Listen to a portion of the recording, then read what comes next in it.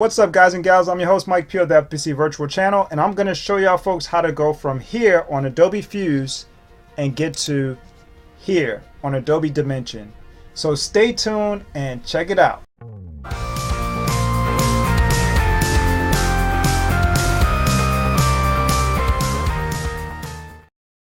Alright folks, so we're on Adobe Fuse, and if y'all folks don't have the Adobe Creative Cloud, I highly recommend for you to go make the purchase to get a monthly use or a yearly use. I'm using it for a year and it will renew automatically, something to that effect. If y'all folks get it, you should be able to get the access of Adobe Fuse.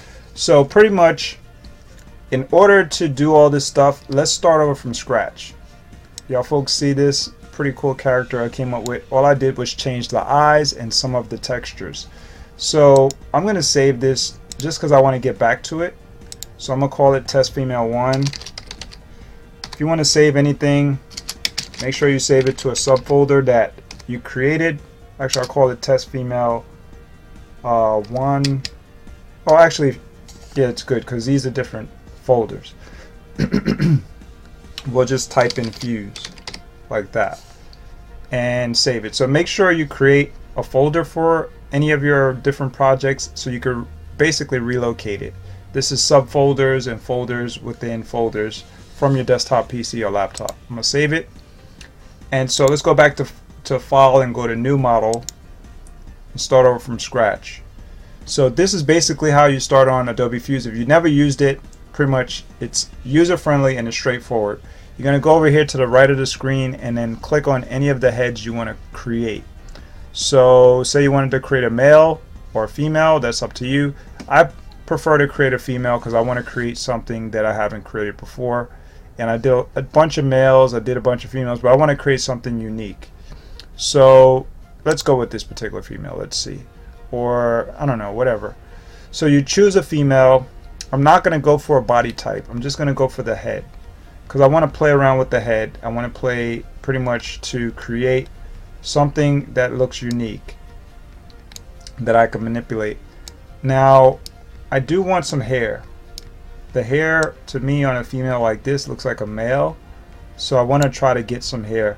If you want to customize anything, let's bypass this. We're just going to click on the actual object and then you're going to click on texture. That sends that away. When you go to assemble will allow you to go back. So go to texture and then you can go in and you can play around with the texture. So we have facial hair, we have metalness, we have skin, makeup, sun effects, teeth, detail, roughness, all these differing options that you choose to manipulate. So we can go in and change the makeup, give her some makeup, reduce the opacity on the blush color. That will actually change the blush, as you can see. So you can add more blush. You can change the lipstick by going in and adding some opacity, changing the opacity here. And then you can change the color of the lipstick. Let's say we want the lipstick light blue, something to that effect. You can play around and manipulate how you see fit and get the kind of effect that you're looking for. All this stuff is going to be able to move over to Adobe Dimension, so keep that in mind. So the eyes, say I want the eyes to somewhat match the lips, I can go in and then go to eyes. So we'll go, let's see, the eyes are down here, scroll down, and then we're going to go to eye color white, make that as white as can be if you want, and that will change the eye color white area. This area will change a little. Then you can go to the iris color down here, you can change that how you see fit, and you'll see that the eye color is changing. See that? So we can bring this up a little bit, try to make it match the lips to some degree.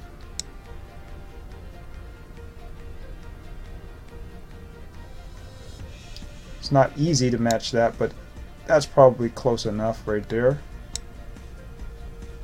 If you go too far in the green, it's going to look greenish. Too far in the blue over here is not really going to match. So I'll stay around here somewhere. There we go with that. And then we can change the facial contours if we wanted to, but I'm gonna leave it to some degree. I'm not gonna play with that too much. You can also change all the other parts of the eyes. Iris middle ring color, iris outer ring color, etc. All these other things you can change. I'm gonna leave that all the same. I'm not gonna add any facial here.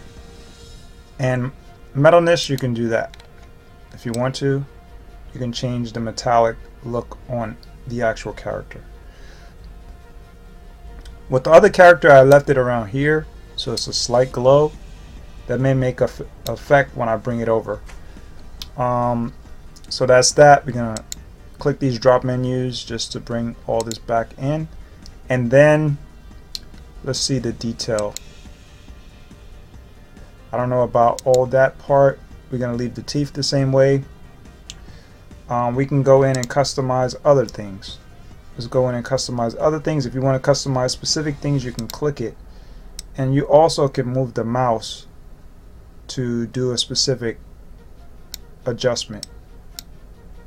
See that?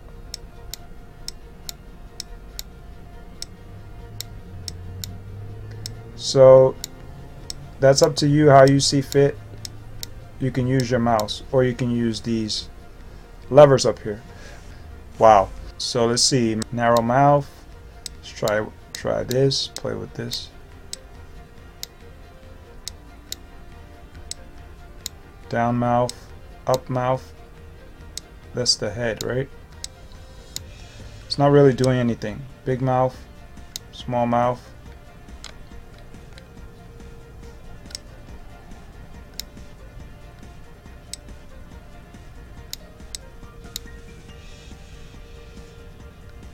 Now it's working a little bit. Looks like we gotta go in here somehow, for some reason.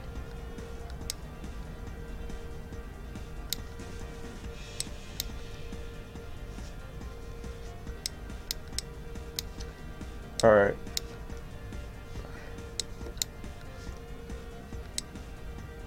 I'm gonna leave that like this. Maybe around 77.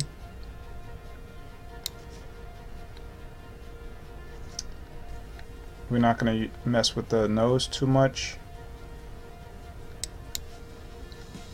Play with the skull just a little bit, just to make it a little bit more pronounced. Temple in and out. That's pretty good. And let's go back upper lip. See the lip.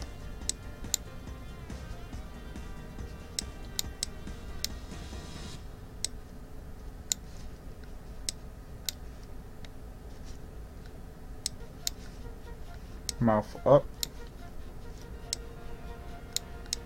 Okay. Wide jaw. And then head big.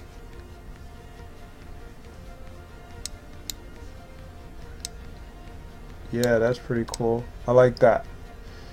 She's looking better and better over time. Face. Let's go with differing face looks. Make her a lot more happier. Lips up.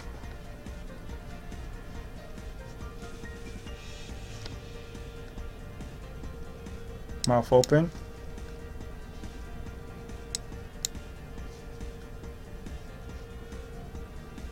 Lips up, and then we'll make her more happy, like a smile, right? Pretty cool smile gesture. And I think this would be good. Now what we're gonna do is go for the hair. If we can find hair. Alright, clothing. Let's go to clothing. Maybe we could add hair with clothing. Looks like we're good with this here. I actually like this. I can't put on any clothing yet. It's not allowing me to do the clothing. It's not allowing me to do the hair, face, expression, extra.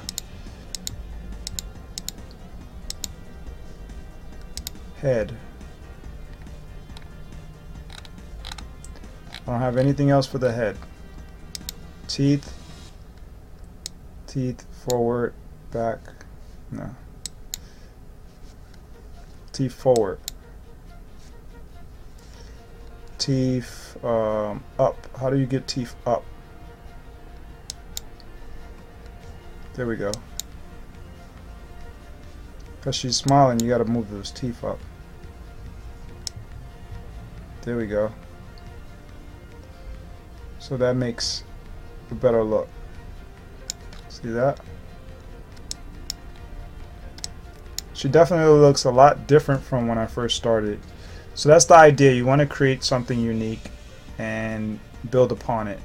Now the hair, I definitely have to work on the hair. I don't know how I'm going to get the hair on there.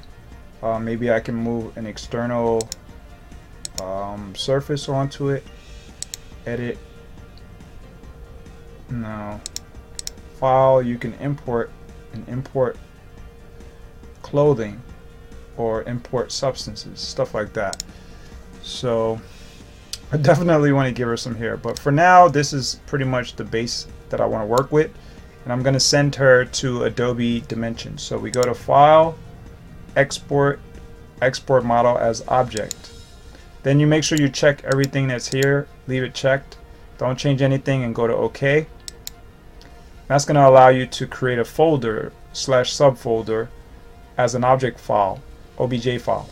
So that's the only kind of file that you can move to Adobe Dimension. Just keep that in mind. So we're going to call her female, or test female 2. Test female 2. And it's going to delete this one. It's just a duplicate of the first. So I'm going to click Save. And hopefully it deletes that other one. It's done. So let's go to that folder and double check what we got. So we got test female 2. Let's double click in there and let's see what we got. This was the first one, looks like. We can do that over again. I don't know which one is which. Looks like it created a test female 1 fuse. Oh no, I created that another time. That was the first one in the beginning. So let's look at the time. It's 4:28. So this is the one that I created. So let's delete this one. It didn't delete it because I put a space in between.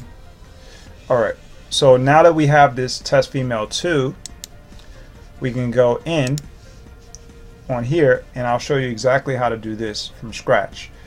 So this was pretty cool, right? It looks really crazy with the glassy look and glossy look. So let's go in. We're going to save this one. Save as test female 1. I'm going to put Adobe Dimension. And we're going to save it to was it Fuse Models? Yeah, we'll save it here, because I worked on it on that Fuse Models folder. That way I can get back to it. Alright, so we're going to go and click New. So we can start off from scratch. As long as you save on Adobe Dimension, you'll be fine. Alright, so we go into a new one. It takes a little while to build it in. And this is pretty much going to happen fast. You'll see. Adobe Dimension is really awesome when it comes to that photorealistic effect, stuff like that. So the reason why it's not coming in is because we're on the render preview and there's literally nothing that we're rendering. So we have to hit the X over here, and then you get the 3D field of view. And this is your viewport pretty much, where you can build in your assets of 3D object files. So we're going to go to File, Import 3D Model. From scratch, this is what you can do. Then we're going to go to test female 2. Make sure you find that actual folder you put it in, and go to test female 2 object. So this actually will import everything. The reason why is because you click those check marks when you try to export from Adobe Fuse. The other way to do it is to do it through Photoshop, but Photoshop, it won't import all of the material the same way unless, like I said, you choose to make sure all of those files are merged onto that single object file, which it comes as an actual folder within that actual download that you chose or export you chose to do, and it merges somehow into this single object file. I don't know how all those files are merged in here, but it does once you add it to Adobe Dimension. So let's click open, and you'll see it brings everything in, every little detail that you put in, which is pretty amazing. And then you could use your orbit tool to rotate it direction you want it to be, and then you can use your hand tool to adjust and then scroll up to position it the way you want it to look. And say you wanted to have that background that it actually had, we're gonna hit the plus here because I actually sent that to the back. So say we wanted to have that table, well, not table, but that background in the gallery. We can click the gallery. This is a default in Adobe Dimension that anybody can get by going over here to the assets area and then clicking the image right here where it says images. Now you can reset all this stuff by matching the image, so you can reset the environment light, the sunlight, and the camera perspective. It will match all that with this actual 3D asset that you moved in, the head. That's up to you. You click OK if you want to do that. If you want to resize it, you can change the aspect ratio. Usually it comes defaulted where it says image aspect ratio, but I changed that previous design and I put don't resize. I also unchecked everything except create environment light. But when you create the environment light, it turns dark. You don't want that darkness. So leave that unchecked. You don't have to do any of it. You can just click cancel and it'll be fine. Or you can try to match the perspective and all that, and it's going to change the angle. I actually like the angle that is positioned on the floor, so we're going to leave it. Once you've done all that, that's all you have to do to get it to start moving in terms of getting that actual progression done. So now you merged it on, you got the colors, you got the contours, you got everything the way you want it. But what you want to do now is turn it into that glossy, really cool looking effect, right? So you have different sections in your scenes. So you have an environment section where your environment light exists. So the environment light itself is actually applying light onto the 3D object using image-based lights. So image-based lights is something that you can create on Maya, and I don't know how to do all that. I looked at an actual tutorial by finding this detail here and then typing into Google and then looking up YouTube to find out how to change the environment light from using an image-based lights. I know how to change the environment light with the HDR. HDR images are really simple. You just find HDR images that you can use or create your own HDR images and then implement it through there as a project file into the actual Adobe Dimension. Or you can use regular images, but the regular images is not going to look the same. It's pretty much not going to provide the same kind of lighting because HDR is much higher resolution with lights. It's much more higher intensity with lights as well. Way more detailed, things like that. That's why they use HDR, high dynamic range, in cameras to produce a higher quality photorealistic effect or higher quality photo in general. So that's that. I'm gonna cancel that. I'm not gonna change it because the default one is the one that I used in the other actual head.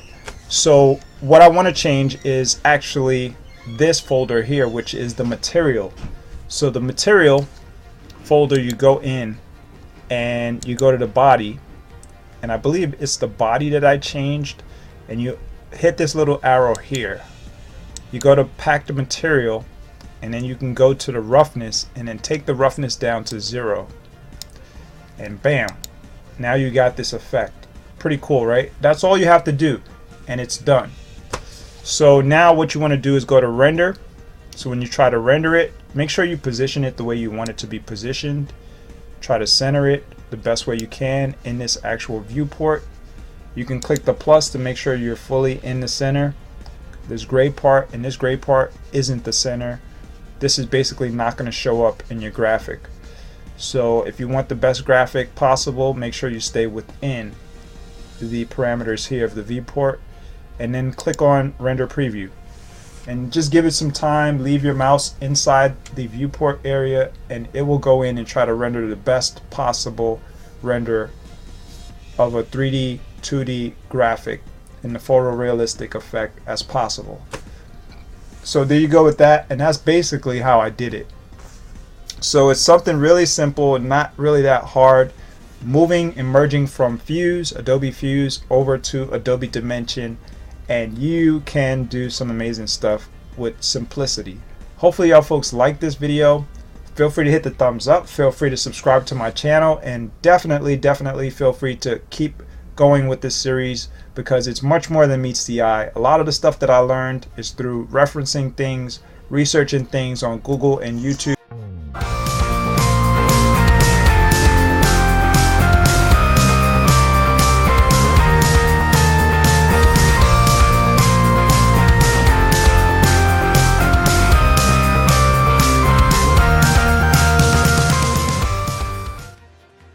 Alright folks, so I was able to pull off this effect. This does look kind of real. The only thing that I have to do is probably paint in this area of the hair just a little bit more, and the eyebrows. But the face features definitely looks real to me. This looks very real, and then the ears look somewhat real as well.